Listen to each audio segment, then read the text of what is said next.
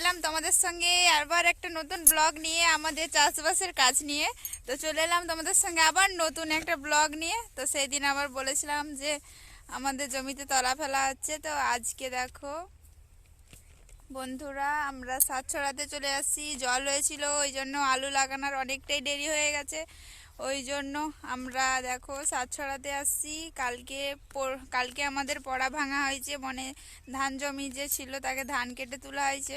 তারপরে দেখো যে পড়া ভাঙা হয়েছে, তারপর তোমার দাদা ভাই আজকে সার নিয়ে চলে আসে, সার ছড়াতে হবে। তারপর আবার বাড়িতে যে আলু কাটতে হবে। অনেক কাজ আছে, বহুত কাজ। তো তবু তোমাদের সঙ্গে শেয়ার করব ভাবলাম, তো শেয়ার করে ফেললাম তোমাদের সঙ্গে। দেখো অংশ নিয়ে আসছে সব গামলি সব ছড়াতে, আর তোমার দাদা ভাই দেখো সার কাটছে। তো তুমি একটু কিছু বলে দাও বন্ধুদেরকে। হাই বন্ধুরা। হাই। হাই ছাড়া আর কিছু জানে না, হাই। তো চলো বন্ধুরা, সাত ছড়াই কেমন করে তোমাদের সঙ্গে এটাই শেয়ার করবো। চলো তোমরা দেখতে থাকো পুরো ব্লগটা, কেমন লাগে। আশা করি তোমাদেরকে খুব ভালো লাগবে। আর অবশ্যই চ্যানেলটা সাবস্ক্রাইবার করে অবশ্যই আমার ফ্যামিলিতে জয়েন্ট হয়ে যেও বন্ধুরা।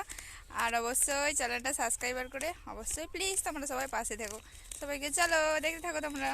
দাদা ভাই দেখো এগুলো ঢেলে দিয়েছে চিকচিকানির উপরে, আমি মিক্সড করে দিচ্ছি। তোমার দাদা ভাইকে এগুলো নিয়ে দেবো, আর টপ টপ করে ছড়িয়ে দেবে। ট্র্যাক্টরের হাল কিন্তু আমাদের সামনেই দাঁড়িয়ে রয়েছে, ওই জন্য জলদি করে দুজনেই এসে টপ করে ছড়িয়ে দিব। ওই জন্য টপ করে আসছি আমিও সাথে। কিন্তু বাড়িতে এখনও রান্না বান্না কিছুই হয়নি, যে বাড়িতে যে রান্না বান্না করতে হবে, গোবিন্দকে সেবা দিতে হবে, কখন দেবো বুঝতেই পারছি না। কি বলো তো, আলু কাটতে বসে গেছি। দেখো বন্ধুরা বিকেল হয়ে গেছে, আলু কাটতে বসে গেছি। তখন এসে রান্না বান্না করে তোমাদেরকে কিছু শেয়ার করতে পারিনি। তো একদম বিকেলে তোমাদের সঙ্গে দেখা হলো।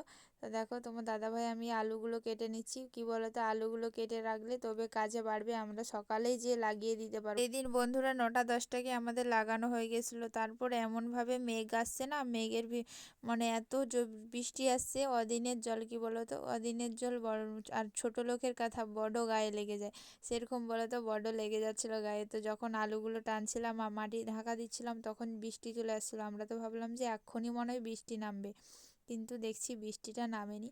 পুরো বিলটাই, আরেকটা বিল হাল করা ছিল, সেই বিলটা আর হাল করা, মানে তোমার দাদাভাই হাল করতে অনেকটাই ভয় পাচ্ছিল, ওই জন্য হাল করা হয়নি।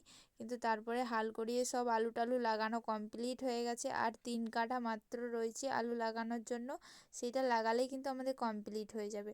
তো যাই হোক, এবার জল হোক যা পারে হোক, কোনো যায় আসে না।